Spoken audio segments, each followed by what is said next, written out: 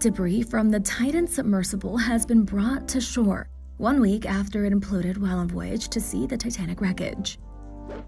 The debris was found near the bow of the destroyed Titanic and was unloaded from the ship Horizon Artic at the Canadian Coast Guard pier in St. John's, Newfoundland on Wednesday.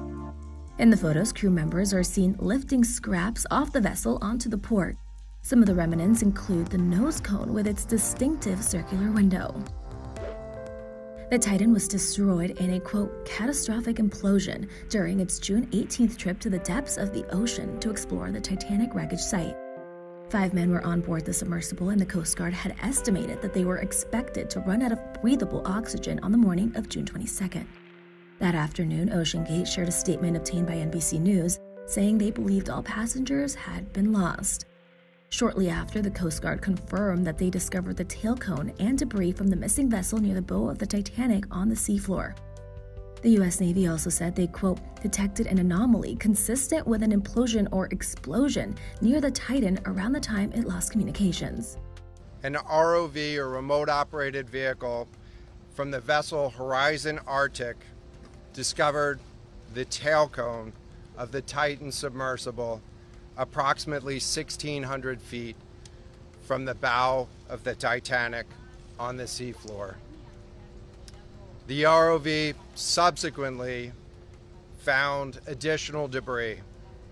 In consultation with experts from within the Unified Command, the debris is consistent with the catastrophic loss of the pressure chamber. Upon this determination, we immediately notified the families.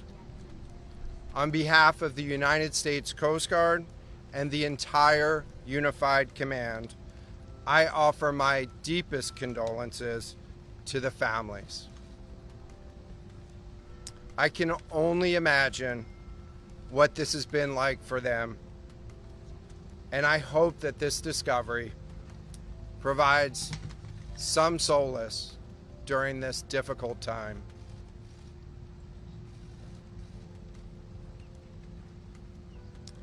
Additionally, we've been in close contact with the British and French consuls general to ensure that they are fully apprised and that their concerns are being addressed. The outpouring of support in this highly complex search operation has been robust and immensely appreciated.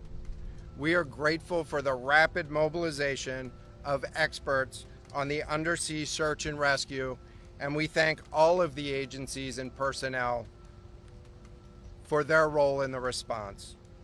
We're also incredibly grateful for the full spectrum of international assistance that's been provided. The ROVs will remain on scene and continue to gather information. Again, our most heartfelt condolences go out to the loved ones of the crew. Titanic director James Cameron weighed in on the tragedy for the first time on Thursday and emphasized the diving community's emphasis on safety and pressure testing of vessels.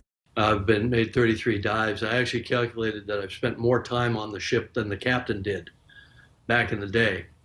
And of course, as a submersible designer myself, I designed and built a sub to go to the deepest place in the ocean, 3 times deeper than Titanic. So I understand the engineering problems associated with building this type of vehicle and all the safety protocols that you have to go through.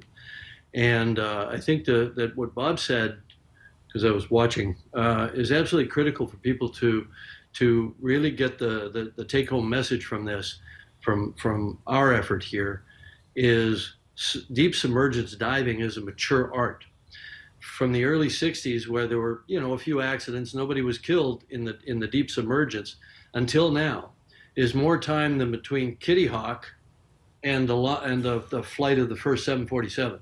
So if we haven't improved over that period of time, we have improved drastically over that period of time, and the certification protocols that all other deep submergence vehicles, except this one, that carry passengers, especially paying passengers, all over the world in tropical waters, deep coral reefs, other wreck sites, and so on, The safety record is the gold standard. Absolutely. Not only no fatalities, but no major incidents requiring all of these assets to converge to a site. Of course, that's the nightmare that we've all lived with, since all of us entered this field of deep exploration. We live with it in the back of our minds. But because implosion, as Bob described it, such a violent event, is first and foremost in our minds. The pressure boundary, which is what they call the hull of the sub, that the people go inside, is obviously first and foremost in our minds as engineers. And we spend so much time and energy on that.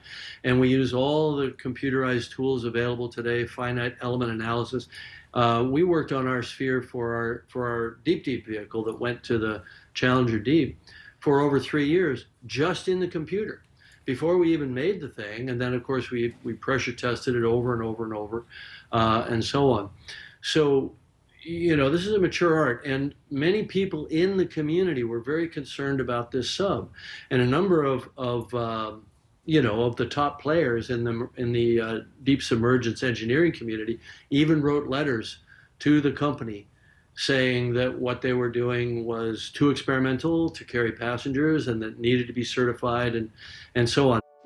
The filmmaker also told ABC News that he saw a connection between the tragedy and that of the actual Titanic sinking. I'm struck by the similarity of the Titanic disaster itself, where the captain was repeatedly warned about ice ahead of his ship, and yet he steamed at full speed into an ice field on a moonless night, and many people died as a result. And for a very similar tragedy where warnings went unheeded to take place at the same exact site, with all the diving that's going on all around the world, I think is just astonishing. It's really quite surreal. After the tragedy, Guillermo Sondline, who co-founded OceanGate with Stockton Rush, defended the late CEO's safety mindset while chatting with NBC News. Stockton was one of the most astute risk managers I'd ever met. He was very risk averse. He was very keenly aware of the risks of operating in a deep ocean environment. And he was very committed to safety.